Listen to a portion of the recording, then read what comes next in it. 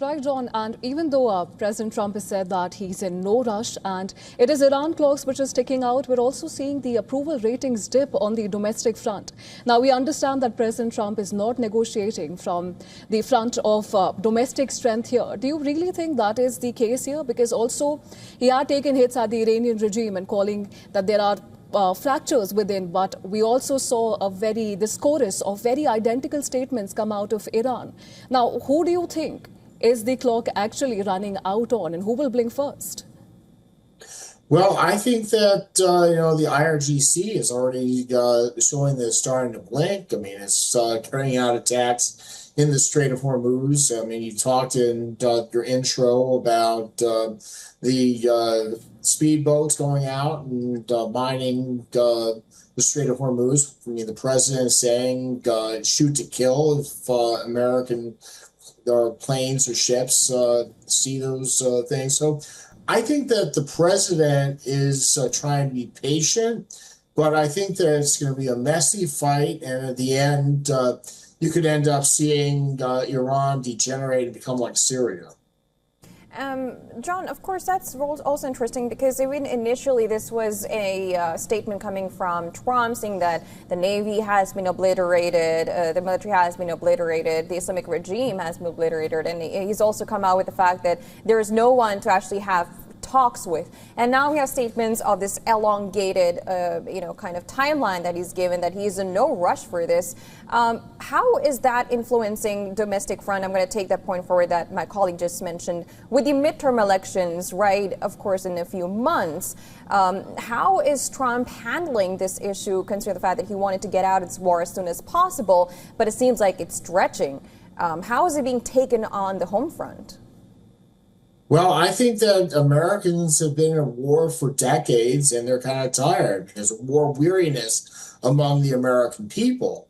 I mean, you have people going into this war saying we shouldn't get involved. It should be another Quagmire, another Iraq, another Vietnam. There's simply no clear way to get out. I mean, I think the president thinks that his blockade can bring about a choke off of Iran's revenue by cutting off its economic vitality. Right, and speaking of the talks, what's striking about Iran not coming to the negotiating table for the second round of talks? It shows that now the both sides are not just disagreeing at the table, but they're also questioning the legitimacy of the table itself. And now with this deep well of mistrust on both sides, realistically speaking, how close or how far do you think are we actually to seeing any realistic breakthrough?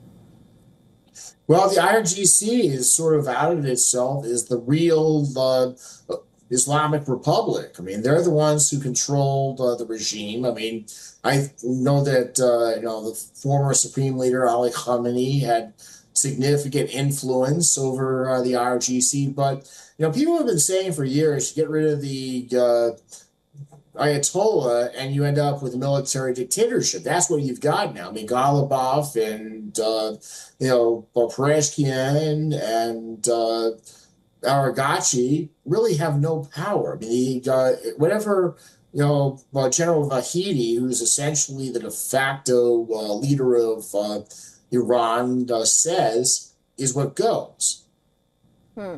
Also, in terms of the warships that have been in that region, the U.S. aircraft carrier USS George H.W. Bush is the new arrival in the West Asian region.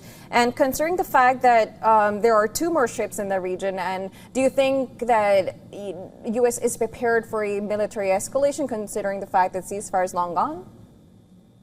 Well, I think the president doesn't move military assets unless he plans to use them. But it's a matter of when, not if, as far as I can tell. I think that the president likely will follow through with his threat to take out the Iranian electrical grid. Does that, the regime becomes blind and its ability to target American assets becomes more limited. So you could see that. You could see other escalations along the way. Right, and what we're also seeing is multiple levers being pulled at once. We're seeing Of course, the threat of escalation has always been there. We're also seeing diplomacy. Now, with this economic squeeze that Washington is now exercising with the Strait of Hormuz. But what we're seeing is that it's not locking into a breakthrough. It seems like both the sides are talking about diplomacy with one hand and screwing in the negotiations with the other, and it's just not landing where it's supposed to be. Now, I'm just curious to know, is this perhaps exposing the fault lines in the strategy, or do you think it's just not land yet?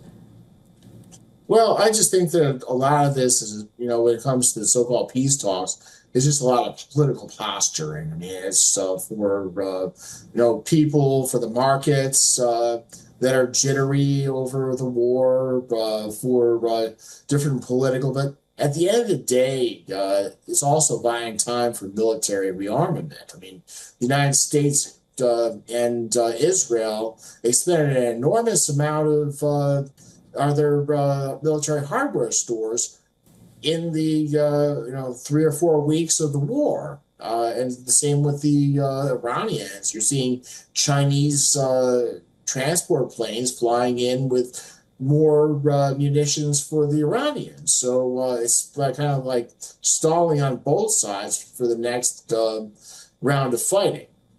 Right. Another forefront, John, is, of course, the Israel-Lebanon, and U.S. President, he's announced this 3 weeks extension of the ceasefire, and he also expects to host Israeli PM and Netanyahu and Lebanese President Joseph Aoun for a three-way meeting, and he's expecting a longer peace deal. At this point, where also U.S. is dealing with Iran at the point where there seems to be no ceasefire, how do you think this Israel and Lebanon ceasefire seems to be holding, as far as we know that there doesn't seem to be any stop in the firings in that region? Well, I think that you have to look at Hezbollah and the same vein as the IRGC, which is ultimate master. And the thing is that the Israelis are intent on keeping Hezbollah from being able to regain the sort of vitality it had prior to the Beeper bombings back a couple of years ago. All right, thank you so much, John. Of course, it's always a pleasure talking to you, and we'll have to wait and see where this goes. It looks like an escalation as you predicted, but hopefully there will be some back-channel talks. But thank you so much for joining on the broadcast and giving your insights. Appreciate it. Thank you.